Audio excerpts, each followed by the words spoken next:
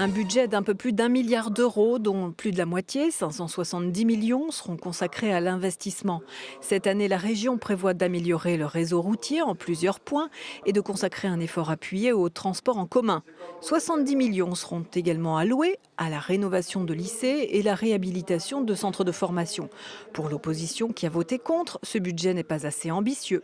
Le président de région fait beaucoup d'affichage, fait beaucoup de communication. Depuis 2010 où il est là, il n'a construit qu'un seul lycée. Ses prédécesseurs ont construit 2 lycées par an. Et on attend toujours le lycée des métiers de la mer, on attend toujours le lycée des métiers du tourisme. Il y a des choix budgétaires qui sont proposés dans ce budget qui ne collent pas du tout avec les attentes. Il avait été dit en campagne 2015 par le président de région qu'il allait mettre plus de 500 millions d'euros dans le logement. Je vois inscrit uniquement 15 millions pour la lutte contre l'habitat insalubre. On est loin de ce qui avait été annoncé.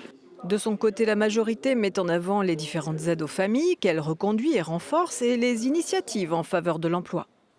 Deux autres sujets qui ont retenu l'attention de l'ensemble des élus cet après-midi. Le plan 10 000 emplois, donc mobiliser des moyens pour faire en sorte que nous soyons présents aux côtés des Réunionnais, en particulier peut-être des plus fragiles dans le cadre du dispositif PEC, des dispositifs des emplois verts, pour donc sur ces 10 000 emplois répondre de manière forte à une préoccupation réunionnaise. Et puis un troisième volet qui est nécessairement celui lié au soutien et au pouvoir d'achat.